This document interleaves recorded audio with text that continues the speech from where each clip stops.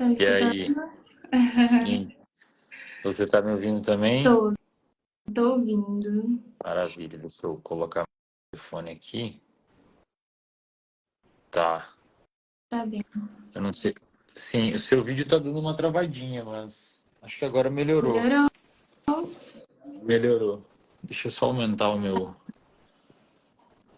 negócio aqui. Aí foi. E aí? Você tá me ouvindo bem? Tô te ouvindo. Legal, Bom, maravilha. gente, boa noite a todos que estão aqui. Meu nome é Yane Almeida e eu tô aqui representando a BPBE. Antes de começar, eu queria só dar alguns recadinhos, eu prometo que eu não vou ficar de muita enrolação. O primeiro é que hoje a gente bateu a marca de 1.000 filiados, a gente está muito feliz. Inclusive, se você ainda não é um filiado aqui da BPBE, te convido a conhecer a associação. Inclusive, quem é filiado da BPBE tem 20% de desconto na formação do Instituto em PBE. E também convidar vocês a participar do terceiro Congresso de Psicologia Baseada em Evidências, que vai acontecer entre os dias 19 e 22 de agosto, em Belo Horizonte, e o primeiro Summit de Psicologia Científica, organizado pelo IPBE, nos dias 19 e 20 de outubro, que, se eu não me engano, ainda não estão com as vagas abertas. Bom, recado Maravilha. dado. Hoje a gente vai falar sobre um tema muito legal, que é a neurociência dos hábitos e o poder do ambiente. E para falar disso, o nosso convidado hoje é o Wesley Delanogari. O Wesley, que é psicólogo, mestre e doutor em neurociências. Wesley, seja muito bem-vindo. É um prazer ter você como nosso convidado. E como aluna do RD e do IPBE, também é um prazer enorme poder te entrevistar. Muito obrigado. Eu que agradeço o convite e espero que eu consiga colaborar de alguma forma aqui para o debate. Talvez seja melhor fechar o Assim, comentário, porque eu vou a deixar gente aqui. E aí, aí quem quiser fazer alguma pergunta, tem aqui a opção de tem a perguntas. caixinha, né? Ótimo. Bom, Evelyn, para começar, explica pra gente como que a neurociência explica a formação de hábitos no nosso cérebro. Bom, existe um discurso, um debate bastante acalorado dentro da literatura neurocientífica e até mesmo de diferentes escolas da psicologia sobre o que é um hábito, mas quando a gente vai estudar ou olhar para os estudos que tentam mensurar o processo de formação de um hábito, tanto em quanto tempo demora, quanto em vias envolvidas no cérebro e tudo mais, normalmente eles concordam, assim, em linhas gerais, que a gente poderia definir um hábito como um comportamento semi ou quase automático que envolve pouco esforço, pouca, eu não sei como traduz esse termo para o português, mas é como pouca consciência e que você faz sem precisar de um planejamento muito grande. Então isso seria um hábito. Uhum, Sei lá, escovar o dente, coisas assim seriam hábitos, né? No cérebro, um hábito, ele acontece em algumas regiões, não é em apenas uma região, mas são várias regiões interligadas, e você precisa do aumento da atividade de algumas regiões concomitantemente com a redução da atividade de outras, principalmente regiões de controle inibitório e de processamento de funções executivas. Em linhas gerais, um hábito ele ocorre principalmente em regiões estriatais, principalmente numa região chamada de estriado dorsal. Nesta região especificamente, parece que, digamos que seria o centro dos hábitos. Por quê? Porque a gente sabe como a maior parte dos estudos de neurociência são feitos dessa forma. A gente sabe que se você lesionar essa região, o hábito, a capacidade de formar novos hábitos fica comprometida e, curiosamente, até de formar novos vícios. Por essa uhum, razão, dentro da literatura neurocientífica e do ponto de vista neurobiológico, nós entendemos que hábito e vício no cérebro são coisas parecidas, ocupam as mesmas vias. A gente distingue isso na vida fora do cérebro, assim, porque a gente precisa demarcar conceitos e, enfim, dar nome para as coisas para poder tornar viável o estudo delas. Mas no cérebro, as vias envolvidas com hábitos e vícios são as mesmas, a saber, principalmente, essa região do estriado dorsal, que fica, digamos que no miolo do seu cérebro, assim, mais ou menos. É, é interessante porque eu vou falando aqui, tá? Se Tá, você não me interromper, eu tá. vou falando um monte. É interessante porque se você for avaliar o local do cérebro onde ficam os hábitos, principalmente essa região, né, que seria uma região meio que central, embora existam outras. Sempre que eu falar alguma região ou alguma coisa, é mais ou menos em média ou principalmente aquela região, porque o cérebro é todo interconectado, né? É curioso porque ao lado da região que formam hábitos ou que está o centro dos hábitos, está a região do sistema de recompensa, principalmente a região do núcleo accumbens, que seria também chamado de estriado ventral.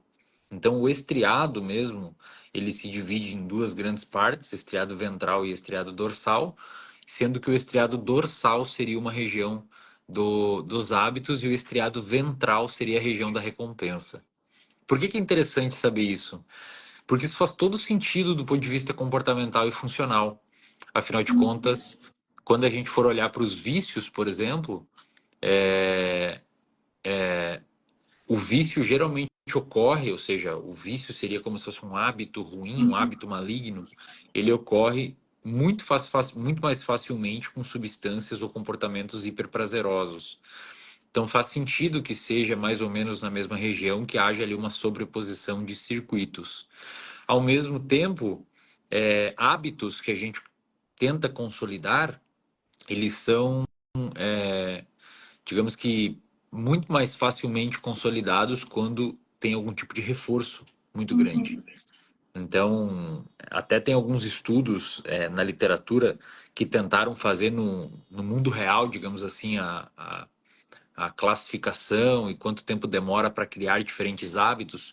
Um estudo muito famoso é de uma psicóloga chamada Jane Wardley, que publicou em 2009 ou 2010, se não me engano, um estudo bem influente na área, que ela tentou avaliar quanto tempo demora para formar três tipos de hábito. Tem mais, mas principalmente esses três, que é o hábito de beber mais água. Curiosamente, são hábitos úteis, né? O hábito de beber mais água, o hábito de comer mais frutas e o hábito de fazer atividade física, no caso era corrida. Tinha outras atividades físicas também que ela estratificou para ver se uma atividade física mais custosa demora mais para se tornar um hábito do que uma atividade física menos custosa.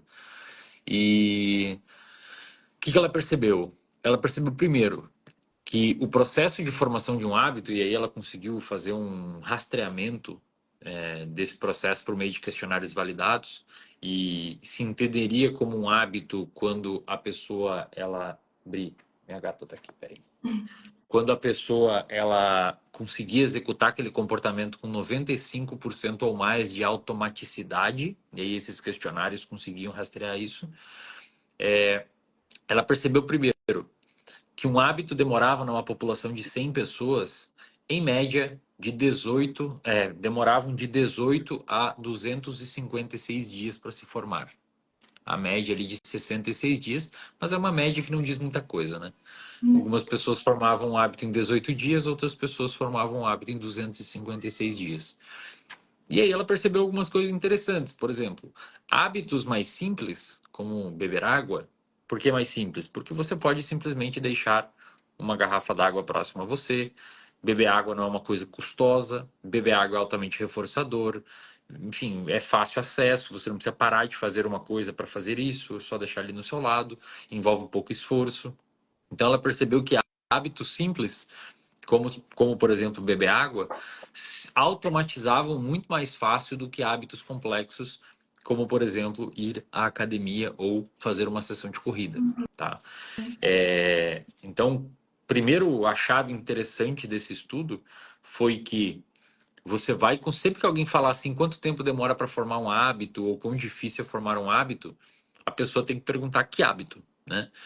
Você fazer uma corrida todos os dias é totalmente tentar habituar isso é totalmente diferente de você tentar beber mais água, né? ou sei lá, tentar qualquer outra coisa aí que seja fácil de fazer. E mais interessante que nesse estudo, a pesquisadora, ela deu a opção dos sujeitos escolher qual hábito queriam tentar formar. Então isso é importante porque os caras já foram direcionados ali a um hábito que eles gostariam, não é nada contra a vontade. Então, se num contexto onde você está tentando fazer algo que você aprecia e você quer tornar um hábito, e ainda assim parece não ser tão simples, afinal de contas, beber água leva pelo menos 18 dias, enquanto que outras atividades demoram mais. Veja que se você for tentar habituar uma coisa que você não gosta, provavelmente vai ser ainda mais difícil. Então, esse estudo da Jane Wardley, ele mostrou que formar um hábito é muito mais simples quando esse hábito não é complexo e quando esse Uhum. hábito tem um poder reforçador muito maior, porque essas pessoas relatavam que tinham mais, digamos que as pessoas que formam o hábito mais rápido, elas estavam sentindo mais prazer, reforço naquele comportamento.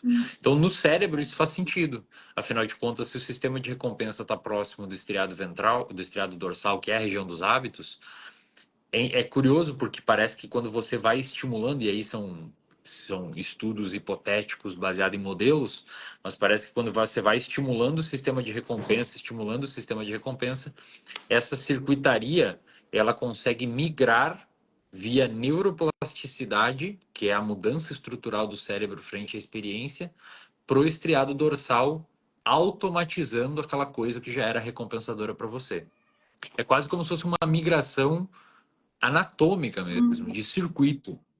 Esse circuito vai migrando neuroplasticamente para a região do estriado dorsal, na medida em que esse comportamento é reforçador. Isso explica também por que que vício em drogas, que vício, lembrando que é um hábito, por que que vício em drogas é muito mais fácil de adquirir do que um hábito de correr. Porque o hábito de correr, você precisa dar tempo para ele conseguir ser reforçador para você, né? Já o vício em droga, você apenas tem uma exposição, muitas vezes de forma simples, rápida e com outros benefícios sociais com o seu grupo de amigos, e portanto aquilo tem uma probabilidade muito maior de se tornar um hábito ruim ou um vício, né? Considerando que hábito e vício é a mesma coisa no cérebro. Desculpa, pessoal. Legal. Fascinante. Pode continuar. Então assim, é uma. Bri, por favor, cara, sai Entrou daí. lá atrás dos livros. Ela entrou lá atrás, ela vai virar os meus livros, mas tudo bem. Ótimo, acho esse tema muito fascinante. Então, como que, e agora pulando para outra parte, assim, como que o ambiente entra nessa equação? Como que você enxerga essa dinâmica do ambiente com os Deixa, hábitos? deixa eu só tirar ela daqui, Tá, peraí. Bri, sai fora. Sai, sai fora. Passa fora. Passa fora. Vai. Passa fora. Ah, ela vai ter que ficar ali, paciência.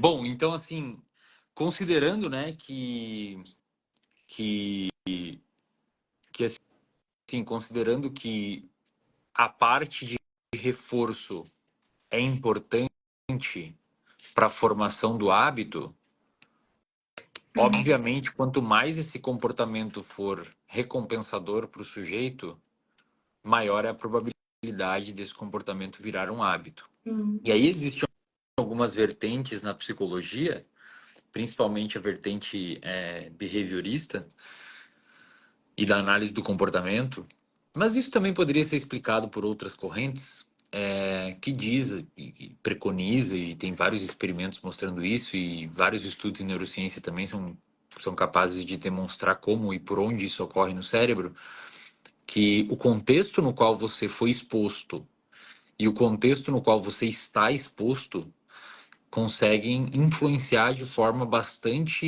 importante o quão recompensador alguma coisa será para você. Afinal de contas, se você convive com pessoas, né, numa comunidade verbal que altera o valor de determinada contingência ali, ó. Meu Deus do estão céu. brigando, então vocês É, estão brigando.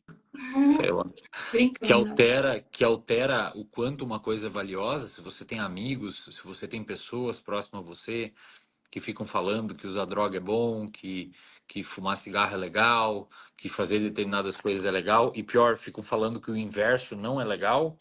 Obviamente você está alterando o quão recompensador ou o quão punitivo são determinadas coisas, e isso faz com que você, ao ser exposto a determinados contextos, a determinados estímulos, aquilo ali tenha mais ou menos influência de reforço e de recompensa em você. Então, em questão de formação de hábito, primeiro, é importante lembrar que quanto mais simples e tal, mais fácil o hábito for, mais fácil é formar, mas também o quão o contexto que você está inserido reforça ou não aquele hábito influencia diretamente a probabilidade de você formar ele ou não. Uhum. Então, se você está num contexto, por exemplo, de pessoas que valorizam muito o estudo, como é o caso da BPBE, pessoas que querem desenvolver ciência dentro da psicologia, pessoas que querem estudar psicologia, levar a psicologia científica mais longe. Obviamente, se você for um aluno que faz isso no seu dia a dia, talvez as pessoas vão reforçar mais e o comportamento de você estudar e ler paper e tudo mais vai ser um comportamento muito mais fácil de automatizar do que você, se você estiver num ambiente que fica punindo você e fala, não, isso daí é coisa de louco, para de estudar isso e coisas assim. Então, é interessante porque existe um casamento muito bonito entre neurobiologia da formação do hábito, considerando que é preciso você se expor a situações que sejam recompensadoras, e o quanto o contexto ao qual você está inserido e ao qual você foi inserido, estava inserido, consegue aumentar ou diminuir o volume por exemplo, no meu meio social, onde eu vivo, ler um livro ou falar sobre um assunto técnico, conversar sobre um assunto acadêmico, muito provavelmente tem um valor totalmente diferente do meio de outras pessoas. Por quê? Porque no contexto que eu convivo com pessoas que gostam de estudar, eu convivo com pessoas que gostam de ler, eu convivo com pessoas que gostam de falar sobre ciência. Então, sempre que a gente troca uma ideia ou traz uma novidade nova da ciência, normalmente a pessoa que faz isso, ela é bem vista pelo contexto que eu tô inserido. Na medida em que existem grupos de pessoas e grupos de amigos, que é o inverso. Quando a pessoa traz alguma situação assim, as pessoas debocham, as pessoas falam mal. Então é interessante porque o mesmo comportamento, a mesma resposta, ela tem valores diferentes dependendo do contexto ao qual você está inserido. E considerando que o quão recompensador para você é aquele comportamento influencia diretamente na formação dos hábitos, é interessante que você que esteja aí nos ouvindo cultive ambientes que sejam mais propensos aí a você, enfim, conviver com pessoas que gostam de estudar. Por isso que ir no congresso da VPB é uma excelente ideia. Mas assim, é interessante, tá? Porque quando a gente vai olhar, é difícil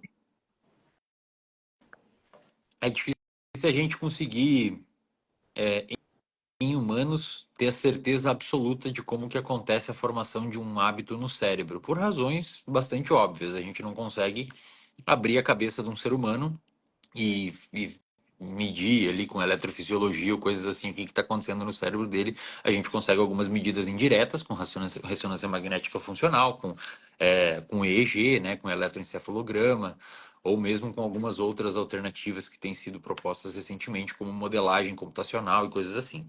Mas ainda assim, a gente não está olhando lá no cérebro exatamente o registro celular ou coisas assim, né? Por que a gente faz isso em animais? Felizmente, o nosso cérebro, em termos, por incrível que pareça, em termos de organização estrutural, é bastante parecido com o cérebro de um roedor, que é o principal animal que a gente estuda em laboratório. Salvo o córtex pré-frontal, que existe uma discussão gigantesca aí entre professores e as suas gravatas borboletas se existe ou não córtex pré-frontal em camundongo, né? É uma discussão bastante acalorada nos congressos nichados nesse assunto. Mas de resto, assim, principalmente áreas mais antigas do cérebro, mais primitivas do cérebro, é bastante parecido. E o nosso comportamento em termos de resposta, vício, hábitos, comportamentos de procedimento, memórias implícitas, né? É bastante parecido também com roedores. Então, em roedores, tal qual em humanos, se você botar ele numa plataforma e ele descer dessa plataforma e descer numa grade e tomar um choque na patinha, dificilmente ele vai descer de novo naquela plataforma, né? Foi um estímulo aversivo para ele. É a mesma coisa a gente quando vai ligar o chuveiro e toma um choque. A gente depois vai ligando de um jeito diferente. Ninguém vai botar a mão lá no chuveiro e tomar um choque voluntariamente ou na chapa quente, né? É, Então, assim, existem alguns padrões de respostas instintivas, principalmente de procedimento, que são bastante semelhantes entre humanos e roedores. É, E felizmente o hábito é assim, porque se a gente for parar para pensar, boa parte do nosso dia é preenchido por situações que envolvem comportamentos habituais. Isso é importante do ponto de vista energético, porque se a gente precisasse pensar para tudo, para caminhar, para encher um copo d'água, para escovar o dente, para lavar o corpo durante o banho, é importante que a gente, para apertar o elevador, sai, para dirigir um carro, por exemplo, quem que aí pensa em ligar o pisca, quem que pensa em pisar na embreagem, quem que pensa em acelerar, ninguém pensa nisso, a gente simplesmente faz, porque é um procedimento, é um comportamento habitual, né? Ao contrário do que as pessoas pensam, o hábito não é só você entrar na banheira de gelo e fazer essas coisas que as pessoas chamam de hábito. Não, hábitos são procedimentos que a gente vai desenvolvendo para tornar o nosso dia econômico. Isso é muito útil, na verdade. Os animais criam esses tipos de comportamentos também porque é economicamente viável para o nosso desenvolvimento. E quando a gente vai estudar hábitos em animais para tentar olhar de fato o que acontece em circuitos, e aí olhando mais especificamente, se a gente bloqueia, e existem estudos muito bonitos fazendo isso em revistas gigantescas como Neuron, Current Biology e revistas da Nature, braços da revista Nature, que se você bloqueia alguns receptores específicos que estão envolvidos com neuroplasticidade e principalmente receptores específicos envolvidos com reward, né, recompensa, o animal não forma mais o hábito. Ele bloqueia totalmente a formação do hábito e você pode ficar tentando que não vai conseguir formar aquele hábito no animal. Translacionalmente para o humano, e aí é só uma translação mesmo, é curioso, será que se a gente der algum tipo de bloqueador para um humano e isso não tem como fazer, será que isso reduziria a capacidade desse sujeito formar hábitos? Existem alguns medicamentos psiquiátricos que podem atuar nesses receptores, tanto aumentando a atividade desses receptores, né? Ou do downstream que vai acontecer ali no circuito, quanto inibindo. Será que é por isso que alguns pacientes que tomam determinados medicamentos psiquiátricos conseguem, quando auxiliados por psicoterapia, ter uma melhor adesão em alguns comportamentos que envolvem construção de hábitos? Será que não? Então, existe uma literatura discutindo. A questão esse conjunto de dados nos leva a crer que, muito provavelmente, para você automatizar um hábito ou tentar formar um hábito de forma eficiente na sua vida, é importante que você perceba os, os, os benefícios daquele comportamento. Caso Motivação. contrário, caso contrário, vai ser muito difícil você formar o hábito caso você não perceba. Claro que existem benefícios intrínsecos que você talvez não consiga perceber, né? Benefícios implícitos. Mas se você conseguir, tipo, eu quero um hábito de leitura e você começa a ler algum livro, em algum tempo você percebe que desenvolveu um repertório de palavras mais complexo, que você consegue desenvolver raciocínios de uma forma mais organizada, que você se faz entender de uma forma mais fácil, que a sua comunicação se aperfeiçoou, que você consegue conversar com pessoas sobre temas que você antes não conseguia. Você perceber esses benefícios provavelmente vai aumentar muito a probabilidade do seu hábito se consolidar mais rápido. Então, é importante que você automatize o processo da forma mais rápida possível. Isto é, quer beber água, quer criar o hábito de beber água? Olha aí por que aconteceu isso. Acho que se fizer assim, ele Quer fazer o hábito de beber água? Tenha sempre água perto. Quer tentar fazer academia, criar o hábito de ir para academia? Talvez seja interessante você fazer na academia da esquina, mesmo sendo um pouco pior do que treinar na academia que fica a 2 metrôs ou um ônibus de distância. Porque se chover, você não vai pegar o busão e você já não vai mais à academia. Quer ter o hábito de leitura? Feche a agenda para um momento de leitura. não deixa para o momento que der, porque o momento que der você está cansado, porque você já fez um monte de coisa. Então, esse ranking de priorização e automatização do comportamento para formar hábito é muito importante. E aí, para quem vive em rede social, eventualmente divulgar essas informações para o seu grupo de amigos também pode ser uma coisa interessante para ser mais reforçador, fazer aquele comportamento. Eu acho que eu me atropelei nas perguntas e respondi um monte de coisa aqui já, É, Anne, desculpa. foram algumas. É, já aproveitando o gancho aqui que você comentou sobre redes sociais, era uma outra pergunta que eu ia te fazer. Sobre esse aspecto que a gente tem atualmente no nosso estilo de vida, que é o uso das redes sociais, muitas vezes a gente recorre, né? Assim, muitas pessoas usam redes sociais. Qual que é o impacto que essas redes sociais têm hoje como um ambiente digital? Como que a gente pode utilizar elas de maneira mais saudável para formar hábitos? Olha, é uma faca de dois gumes, porque você pode. Eu, por exemplo, tive excelentes experiências na rede social no quesito de formação de hábitos saudáveis. Então, eu sigo muitas pessoas, principalmente dos Estados Unidos, atletas amadores que correm, que fazem exercício físico, que mostram a rotina de cozinha e de alimentação. Ano passado, eu tive um momento de tipo grande aproximação com a alimentação, onde eu fiquei fazendo meu alimento o ano inteiro e eu gostava de fazer o mercado e gosto de fazer o negócio e eu fiz isso de forma proposital. Cara, meu gato tá naqueles momentos malucos, assim, de tardinha, é a hora que ele sai caçar. E eu fiz isso de forma proposital mesmo, porque eu queria aumentar o meu repertório no que diz respeito à culinária e tal. E isso só foi possível porque eu me inspirei muito em pessoas na internet. Um cara que eu sempre cito, que eu sigo até hoje e acompanho praticamente todos os vídeos no YouTube. Na verdade, é uma das poucas pessoas que eu assisto no YouTube de forma periódica, assim, de forma regular, na verdade. É um cara chamado Nick Bare, Que bom. Nickbare. Nick Bare, que é um atleta americano, um atleta amador americano que mescla corrida com musculação. Acho muito bacana o trabalho dele. Tem uma empresa de suplementos também. E ele foi um cara que, assim, eu acompanhei desde 2019, eu acho que eu acompanho ele. E acho um cara fantástico e foi um dos caras que mais me inspirou a ter uma aproximação com a alimentação e ter alimentação mais saudável. Então, assim, foi rede social, entendeu? Foi rede social. Da mesma forma, eu acompanho muitas pessoas há bastante tempo já no quesito de estudo e, enfim, de pessoas que gostam de divulgar ciência e tal. E isso me influenciou bastante também a produzir conteúdo e é rede social.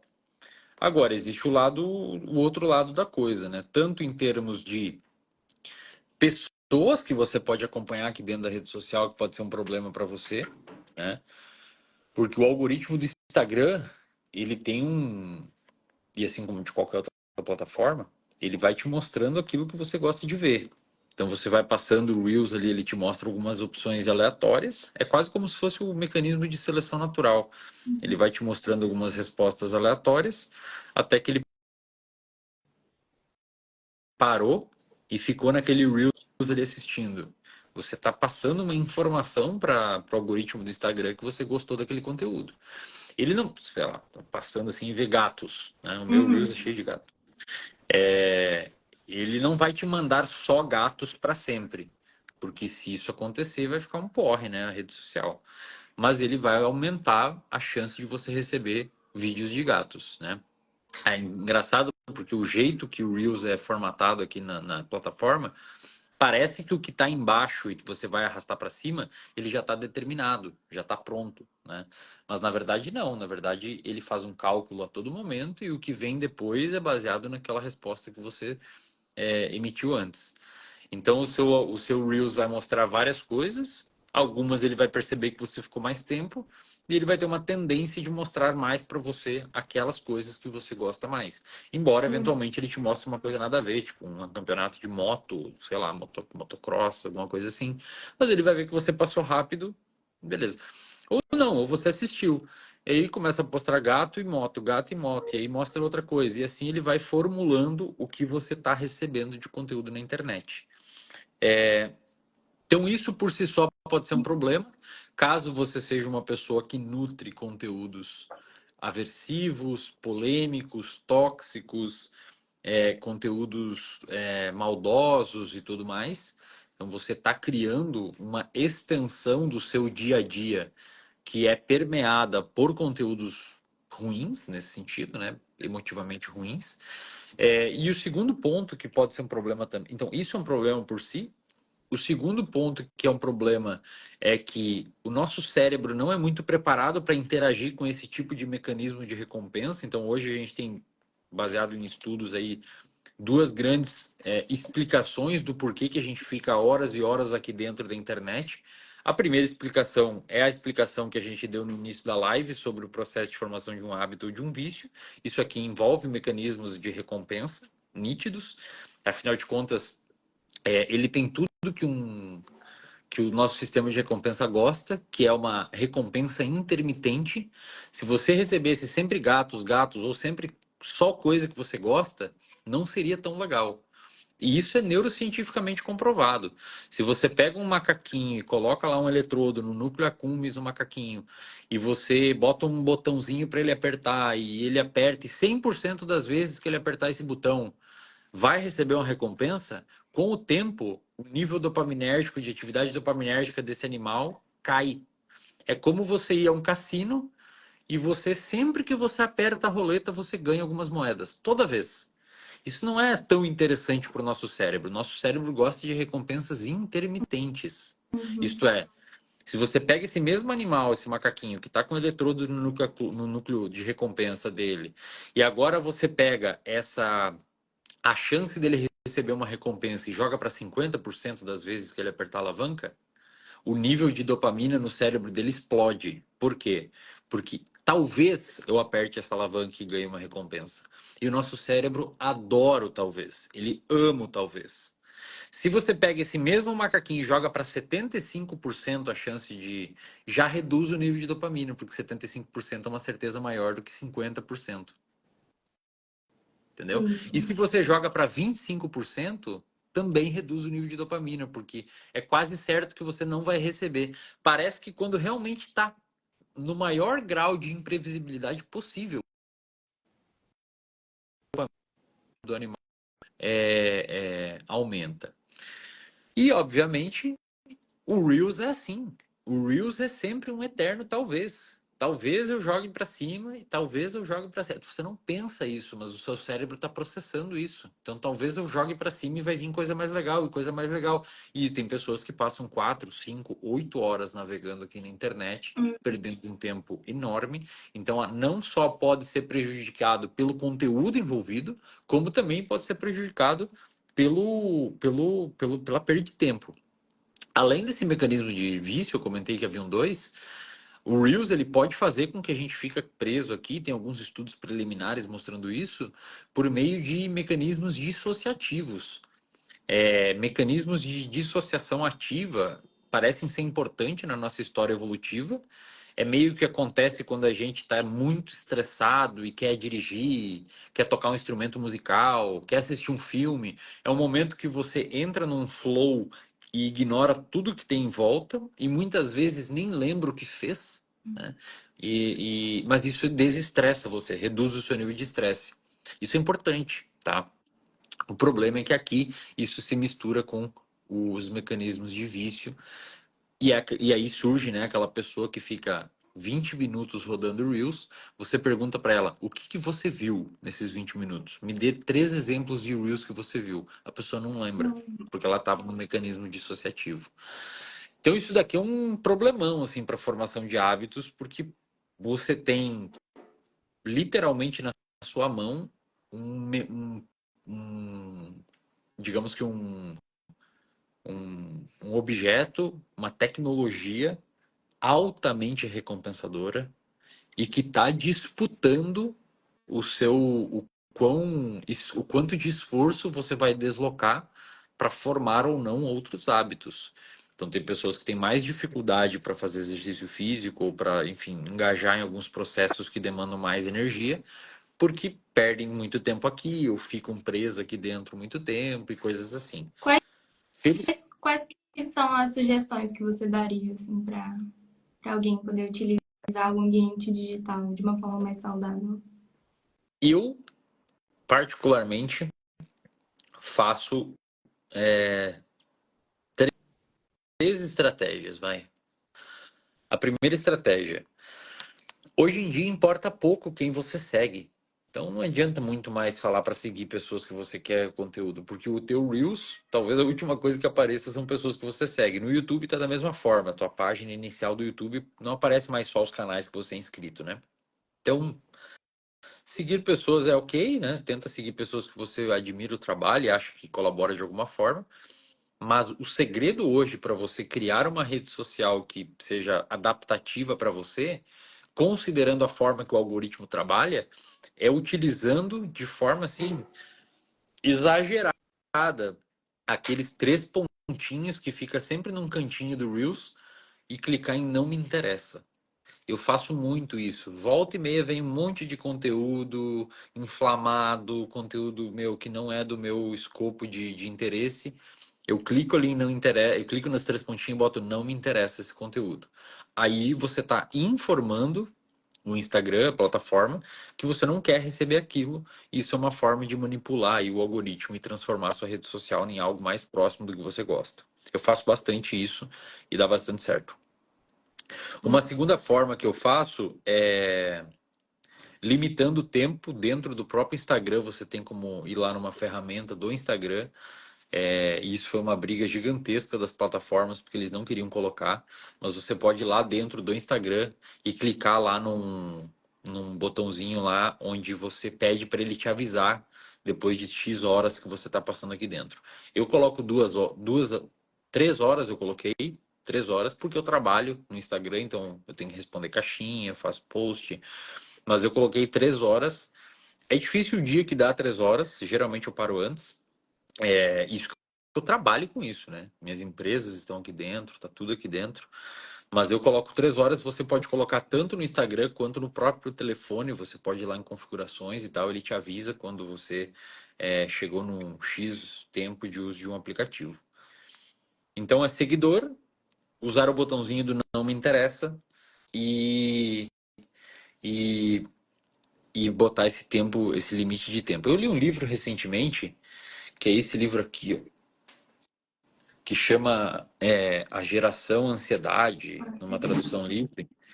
E é um livro que foi publicado em 2024 agora, pelo Jonathan Haidt, um neurocientista que foi um cara muito importante nos estudos sobre ética.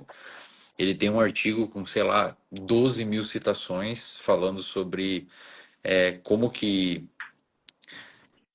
O artigo é tipo... enfim, não vem ao caso explicar porque é um conteúdo nada a ver, é muito chato e complexo.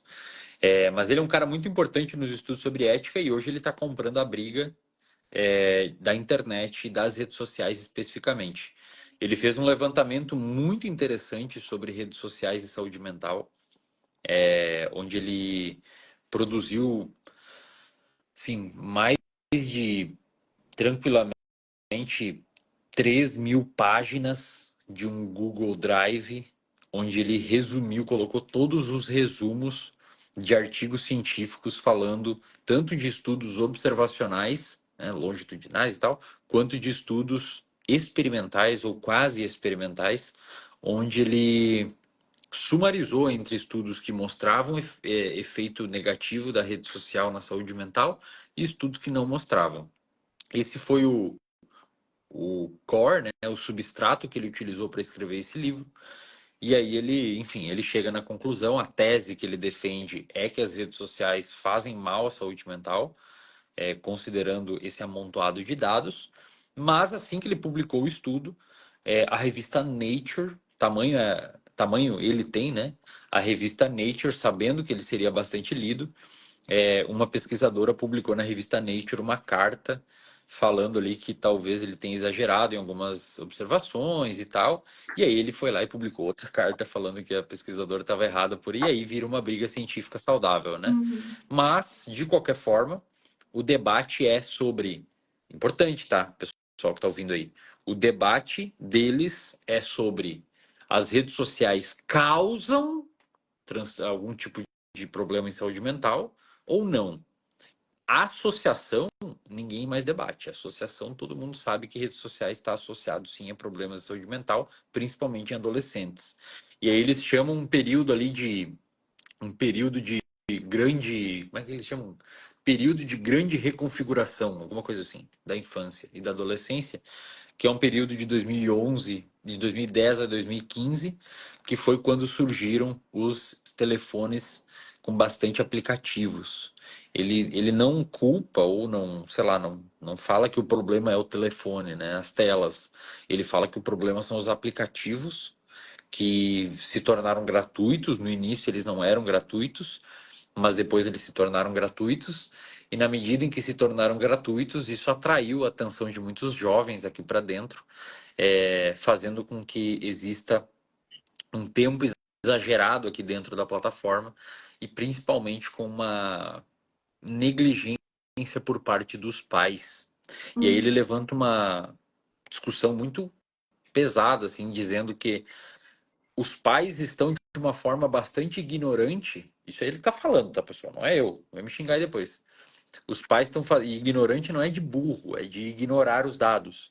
Mas os pais estão fazendo de uma forma muito ignorante um descuido com os filhos, na medida em que estão hiper protegendo os filhos do mundo real.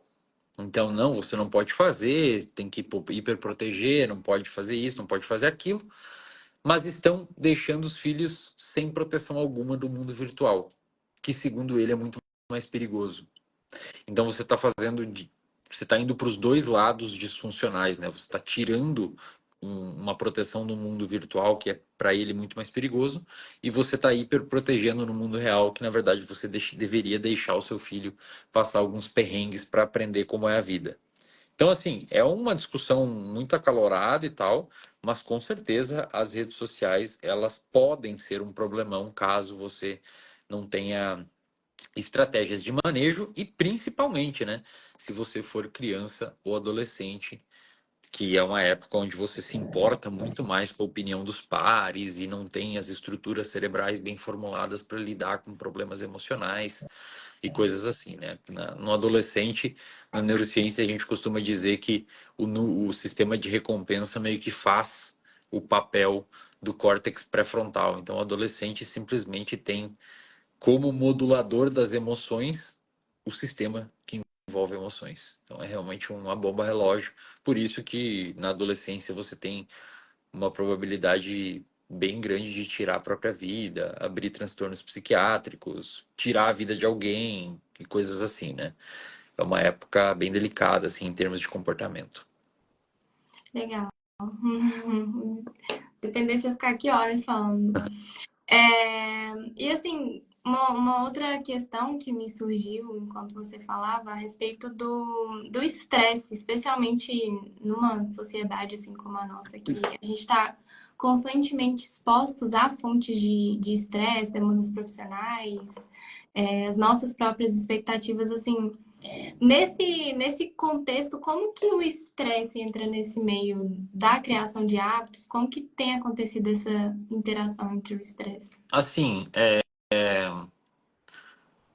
o estresse, a gente tem um gráfico canônico na neurociência, que é um gráfico do professor Robert Sapolsky, que é onde ele explica que o estresse é uma curva em U invertido, né? É assim, ó. Então, se você tem muito pouco, aqui seria o nível de estresse, né? E aqui seria a performance. Então, se você tem muito pouco estresse, a sua performance é baixa. Se o seu estresse sobe na medida ideal, a sua performance sobe. Agora, se você se estressa muito, a sua performance desce. Esse estresse, esse muito estresse, seria, sei lá, tanto físico quanto psicológico. No aspecto físico, seria um overreaching ou um overtraining. Treinou muito, sua performance começou a diminuir de tanto estresse que você submeteu ao seu físico. Em termos psicológicos, seria um burnout, alguma coisa assim nesse sentido, né? Uhum. Físicos, afinal de contas, você vai criar um sistema desadaptativo do ponto de vista metabólico, um sistema sedentário. quanto de nível psicológico também, porque se você não se estressar um pouco para fazer um concurso, meu, dificilmente vai passar no concurso. É importante que você sinta algum grau de estresse ou de ansiedade para promover ali a movimentação fisiológica de forma a você se organizar para enfrentar aquela situação. Esse é o papel do estresse. Principalmente Uhum. em situações pontuais. Obviamente, existem momentos que é muito importante que você se estresse bastante, principalmente em momentos de perigo. Uhum. Se vir um cachorro correndo, babando em sua direção, é importante que todo o seu sistema endocrinológico desenvolva aquela maravilhosa resposta orquestrada, fazendo. Cara, a minha gata, ela tá fissurada em pegar esponja, cara. Olha ali, ela pega esponja e leva a esponja para os cantos da casa. É importante que você desenvolva uma resposta endocrinológica orquestrada para fazer com que você tenha liberação de opioides endógenos, para você não sentir dor, para que seu fígado aumente a gliconeogênese, para que você tenha o aumento de adrenalina, que os seus bronquíolos pulmonares dilatam para ter mais circulação de ar, enfim, toda aquela resposta fisiológica para você ter como desfecho comportamental luta ou fuga. Essa é a Uhum. famosa resposta de luta ou fuga do Walter Cannon, né? Agora, isso é pontual, né? Inclusive tem um livro muito legal aí para quem quiser ler, chamado Por que Zebras Não Têm Úlceras, do Robert Sapolsky também, onde ele explica que as zebras elas não têm úlcera porque elas se estressam nos momentos que tem que se estressar e cessou o estresse, cessou o perigo, cessou o estresse, né? A gente, diferente das zebras, tem a mesma resposta endocrinológica, e eu já vou chegar na interseção entre hábitos e estresse, tá? As zebras, ao contrário de nós, ou melhor, nós, ao contrário das zebras, a gente tem a mesma. Em vez da gente ter um pico de estresse e cessou o perigo, cessou o estresse, a gente tem perigos não tão grandes quanto um leão nos atacando, mas perigos que são capazes de desencadear essa resposta ao estresse de forma crônica. Então a gente está sentado no sofá da nossa casa e o nosso corpo está respondendo como se tivesse um perigo, como se tivesse uma cobra na sala, assim, porque a gente tem boleto para pagar, tem problema no trabalho, tem prova para fazer, enfim, a gente criou uma sociedade na qual o estresse crônico ele é assim muito presente nas pessoas hoje e, portanto, os seus malefícios também. Importante ressaltar aqui, tá? Para depressão, o estresse crônico hoje é talvez o principal fator de risco, porque a gente sabe todas as vias envolvidas e o que o estresse crônico faz e isso caramba, tá? Agora, para a formação de hábitos, qual que é o problema? Quando você está num pico de estresse por alguma situação no seu dia a dia, é comum que algumas regiões do seu sistema límbico tenham uma atividade aumentada, tá?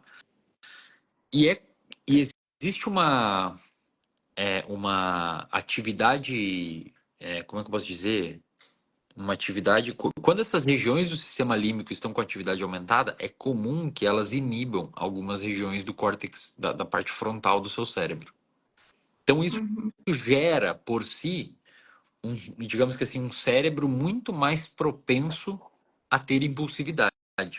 Ok? Perfeito? Uhum.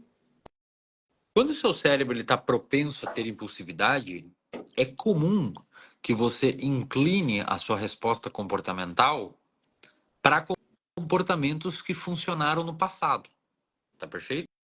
Uhum. Sei lá, o seu cérebro falou assim: tá numa situação de estresse, em vez de ter aquela resposta de luta ou fuga de partir para cima de um leão ou de um cachorro bravo, já que não tem o leão ou o cachorro bravo, o seu cérebro tem uma mini resposta de luta ou fuga para executar algum comportamento que te ajudou em algum momento que você estava estressado. Quais são esses comportamentos que normalmente nos ajudaram, né, para quem tem um repertório de comportamento ruim, digamos? Sei lá, beber álcool, comer comida hipercalórica, fumar, ser agressivo. A agressividade reduz estresse. Inclusive, tem alguns estudos americanos bem, digamos que coisa de americano mesmo, eles adoram fazer esses estudos, mostrando que quando o time da casa perde na cidade, aumenta o nível de violência doméstica, entendeu? porque provavelmente os caras que gostam de futebol, sei lá, estressados, chegam em casa e quebram tudo, bêbado, enfim. Então, existe em roedor, se você estressa um roedor e mensurando meio que ao vivo assim, o cortisol dele, a adrenalina dele, se ele morde algum bicho ou bate em algum animalzinho, o estresse reduz. Então, a agressividade é um comportamento também que reduz estresse. A agressividade pode ser direcionada a outros contextos. Você pode sair para correr, você pode sair para treinar, saca? Então, assim, você dentro de um contexto de estresse, vai ter muito mais dificuldade de fazer comportamentos executivos, digamos assim, comportamentos que você teve que organizar o seu repertório para entrar naquele comportamento.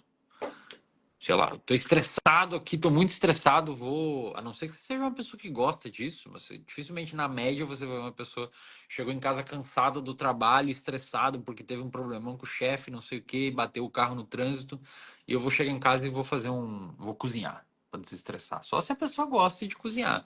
Caso contrário, ela vai chegar e vai beber álcool, vai fazer algum comportamento que seja muito mais recompensador e que ajudou ela no passado. Então, num cenário de obtenção de criação de hábitos e coisas assim, o estresse crônico, ele muito provavelmente vai dificultar a criação e a consolidação de hábitos saudáveis, principalmente se você vem de um contexto onde você tem comportamentos disfuncionais que aí você vai falar, pô, Wesley, mas álcool e cigarro não me ajudou no passado. Não te ajudou no geral, mas quando você estava estressado, talvez diminuiu o seu estresse, né? Ou comida e tal. Então, o manejo de estresse é importantíssimo para que a pessoa tenha ali uma probabilidade aumentada de formar um novo hábito. Mas o principal ponto é que realmente o estresse, assim, em termos de saúde mental, é um problemão. É um problemão gigantesco, gigantesco mesmo, assim. Eu sempre digo no RD, na internet, nos podcasts que eu vou, que se a pessoa puder, uma das coisas que ela tem que mirar ali como prioridade é controlar o estresse. Controle É de controlar o estresse. estresse. Uhum. E uma última pergunta, então, para a gente finalizar, que já está quase acabando. E, assim, apesar de saber, né, por ser aluna do RD, você repetir bastante, qual que é a melhor maneira de criar bons hábitos? Que é a luz da Ó, neurociência. eu diria que é automatizar, facilitar bastante o processo que você quer fazer, o que você quer habituar. Então, de novo, se você quer ler, põe na agenda 30 minutos de leitura. Se você quer beber mais água, deixa um galão de água perto. Se você quer fazer academia, tenta uma academia mais. Ah, mas essa academia é ruim. Começa ali. Quanto mais fácil é para você executar o comportamento, coloque metas, gamifique, fale para amigos, torne público, posta no seu Instagram, vou começar a fazer jiu-jitsu. Aí você vai, a obrigação sobe um pouco. Enfim, tem que ter essas metas estabelecidas e facilitar o máximo possível a iniciação desse comportamento. Para Uhum, destruir um hábito, o inverso é verdadeiro. Se você quer parar de beber álcool ou de comer chocolate ou alguma coisa assim, tipo, tenta ao máximo possível travar o acesso. Então, uhum, sei lá, desinstala o iFood, não tem álcool em casa. Se você tem dificuldade de comer coisa saudável à noite, chegar e para fazer, você está cansado, deixa pronta a marmita, porque você vai estar cansado, seu cérebro vai estar cansado, sua capacidade de decidir vai estar complicada. Então, assim, formar bons hábitos demandam organização, planejamento e acesso facilitado ao comportamento. E principalmente, se você puder ter pessoas em volta que valorizem isso também. E destruir hábitos ruins é o caminho inverso. Exatamente o caminho inverso. o contrário. Legal. Bom, acredito que já está chegando ao fim da nossa live. Queria agradecer a todo mundo que estava aqui com a gente. Mais uma vez, caso você não conheça a associação, convido você a conhecer, a participar, se filiar. Inclusive, como eu falei no início, filiados da A BPBE tem 20% de desconto no Instituto Uhum. e também convidar você a participar do terceiro Congresso de Psicologia Baseada em Evidências, que já está quase acabando aí, a gente já está ultrapassando a marca de 1.000 ingressos, quase acabando os ingressos, que vai acontecer nos dias 19 e 22 de agosto em Belo Horizonte, e também participar do primeiro Summit de Psicologia Científica organizado pelo Instituto PBE, que vai acontecer nos dias 19 e 20 de outubro. Evelyn, muito obrigada pela live, muito obrigada por ter aceitado o nosso convite. Valeu, pessoal, eu que agradeço. Foi um prazer enorme conversar com você, particularmente também, Legal, criar esse obrigado. repertório comportamental. Valeu, obrigadão pelo convite e contem comigo, sempre que precisarem, eu estou por aqui. Agradeço. Obrigada, gente. Boa noite a todos. Tchau, tchau. Tchau, tchau.